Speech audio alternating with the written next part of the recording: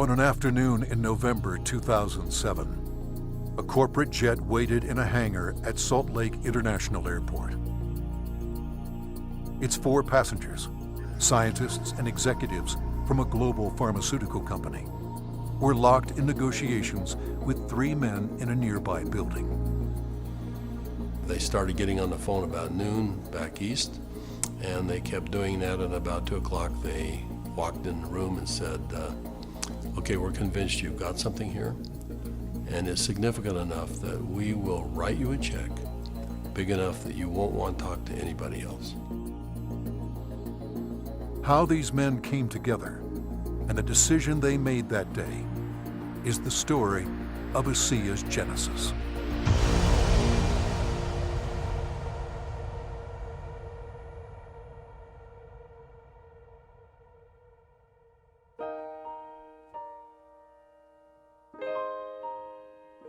A lot of people have fathers that teach them sports. My father happened to be a great strategist, and from a very young age I recall having discussions with him about what he was doing. At the time he was running fairly large companies, and I can remember driving in the car with him and him talking to me about strategy, about what is strategy and how to think differently about a company. Vertus Norton was well qualified to teach his son. At the time, he was sales planning manager of the billion-dollar beverage division of General Foods Corporation in New York, with responsibility for iconic products like Kool-Aid, Country Time, and others. In 1985, he was recruited by Dart and Kraft and eventually became the head of Hobart Corporation US near Cincinnati, Ohio. 5 years later, he rejoined Kraft General Foods in Chicago as vice president of the Channel Group, managing a billion-dollar pilot business unit that led to the eventual integration of General Foods, Oscar Mayer, and Kraft Foods. Based on his track record, Vertus was asked to help re-engineer the company to increase efficiency in relation to an industry-wide initiative called Efficient Consumer Response. In the subsequent 3 years, Kraft's ECR, or efficiency rating, moved from 10th to first place. I've known Vertus for over 25 years, and it was apparent to me immediately that here was a very special man. A man that had wonderful ethics, great business strategies, enthusiasm. There was no question that this man was going to be a huge success, and he is a success. Vertus retired from Kraft at age 57 and moved to Park City, Utah. We thought he would take retirement seriously. He did not. Shortly after doing some service for our church, he was asked to run a biotech company. He had a lab in Southern California, 5 PhDs reporting to him, a series of master's or graduate students as well, all doing work for him there. And he ran that for 4 years, and we thought he was done. But Vertus Norton was not done. Through his son Tyler, Vertus was introduced to another biotech company and invited to become a member of their board. I recall coming to the house one afternoon only to find books strewn about his desk, chemistry and biology books, and I said, "Now what in the world are you doing now?" And he proceeded to tell me that he had been invited to sit on the board of this company that had an incredible technology. And I do recall him saying, "But they don't know exactly what they have." And that's an invitation to my dad. He's going to figure it out. He's a puzzler. I was intrigued until they told me it was made from salt water. And I told them, this doesn't sound right, and you're going to have to convince me it's real. They said, well, we can do that. They said, we have a lot of research, and we'll give you some of the best research. You can look at it. And after running a lab and having my association with these people for 4 years, I knew what to look for. And I went through the science, and it was good, defensible science.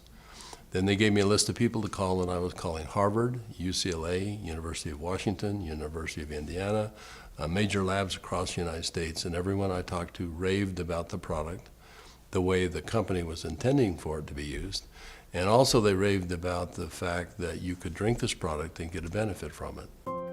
At the time, the product could only be produced in limited quantities through small devices.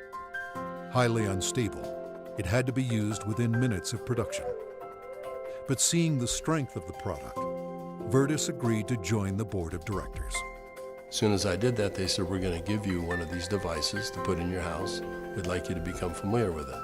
I started drinking the product that was made in this device, and my thinking cleared up. I had more energy. I felt better than I had for years. And now, keep in mind, I was in my 60s at that time. And I thought, holy cow, what is this? So I went to the first board meeting and found out that they were flat out of money.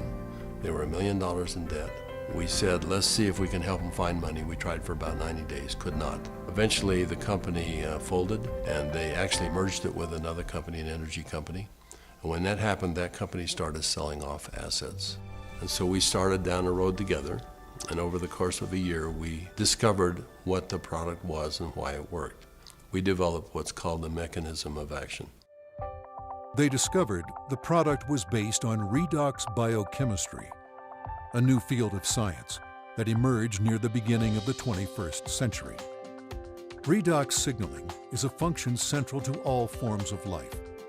Redox signaling molecules are created within every cell of the body and are vital to the immune system and to cellular repair and replace mechanisms.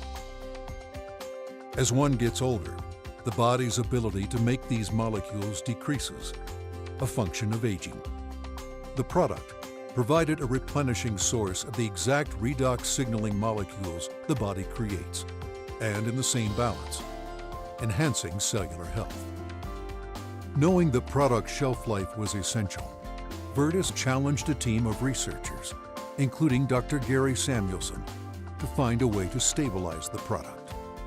We didn't know if it could be done, and we bought some equipment and kept making product over and over and over again, and we'd run it through the computer. And finally, after months, he finally came in and said, I think I've got the product stabilized. And we started testing it and found out that he had, in fact, stabilized the product. After stabilization had been achieved, Virtus met with a group of university scientists. We had told them that we had stabilized this mix of molecules, and they said, no, it can't be done. And we said, no, we have done it. And they said, no, it can't be done. And they were so adamant that they were slapping the table. And we said, well, wait a minute.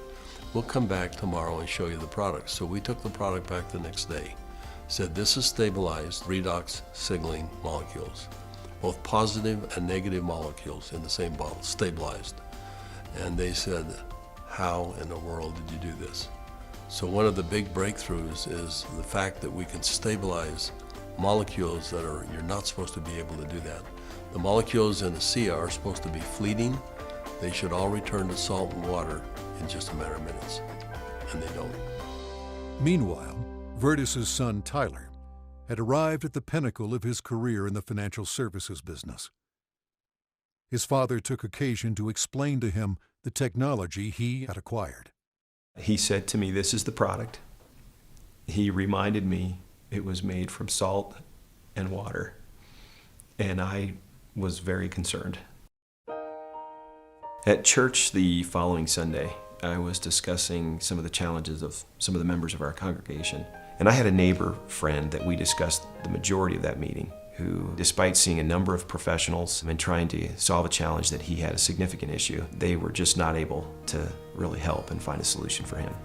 And it was then that this product popped into my mind. I wondered and asked, despite my doubts, could this help? Could this make a difference for him? I called Dad, and he said, of course it will help. Now, I didn't have that conviction at the time. He did, and he was willing to get some of that product. We got that product to my neighbor, and from that point forward, I felt confident that I had done my part. And given that I was still doubtful and even fearful, I kind of washed my hands from it. I think it was 3 months later when I received a phone call from the leader of our church, and he said, are you sitting down? And I said, don't start a call like that. What's wrong? And he said, this is good news. Are you sitting down? He proceeded then to tell me that he had just received some very good news, that my neighbor, whom we had given this product to months earlier, had received word that he was in fact improving and had improved a great deal. Of course, the question going through my mind was, well, did he drink this stuff? And that was what my church leader told me. He says, that's why I'm calling. He drank all of it. and he's confident that it's had a huge effect on his situation. I called my neighbor, and I needed for him to tell me what he had experienced. And he was quiet for a minute, as I recall, and said, "Do you have any idea what I think this has done for me and for my family?" He began to tell me things that I've now heard multiple times over from people across all of North America, and how this product helped him and made a difference for his family. Frankly, this was a problem for me.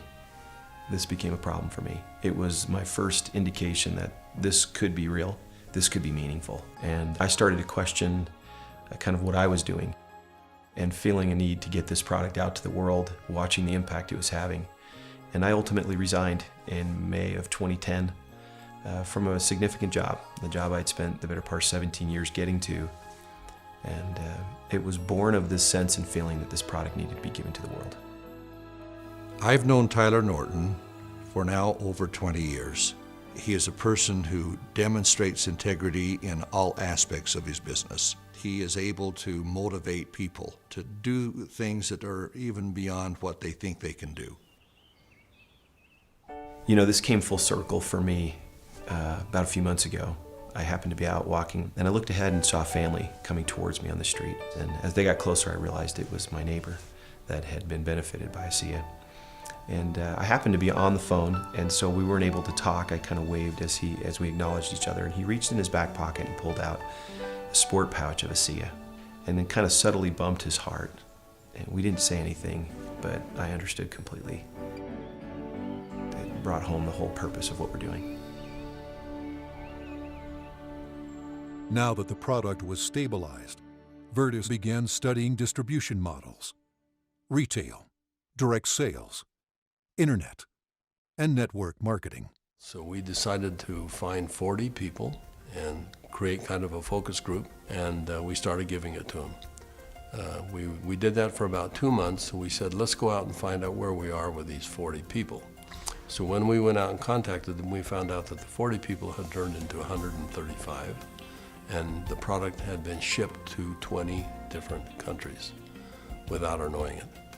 And we said, well, we've got the answer we wanted. People will, I think, buy this product. When they determine that there is a perceived health benefit, they'll buy it. Asea LLC opened its doors for business in July 2009 with just a handful of independent associates. Today, there are tens of thousands, and their ranks are growing exponentially every month. In 2012, the company announced its entry into Europe, the first of many international steps to come. One of my fondest memories is of a Meet Asea meeting that we held in Lexington, Kentucky. We had a huge group of people that came, very impressive group, and a lot of people coming up talking about what Asea had done for them personally. But at the end of the meeting, they invited me to come up and gave me a small treasure chest. Wasn't very big, but as you open up the treasure chest, it's filled with letters of gratitude and thanks. It meant a great deal to me. So we came back to Salt Lake City, and I asked our people to go out and find a treasure chest, which we have done, and we have it in the office, and we continue to add letters to it. I have the privilege of going around the country and talking to people about this product.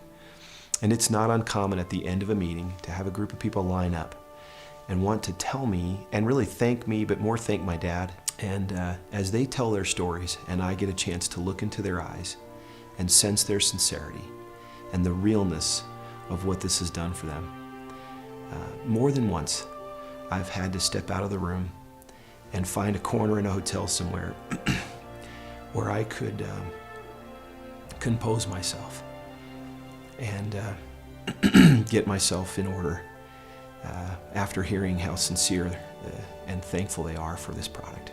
You know, we started off looking at this as a business opportunity, and as we progressed, it became more of a sense of purpose, but it's much more than that.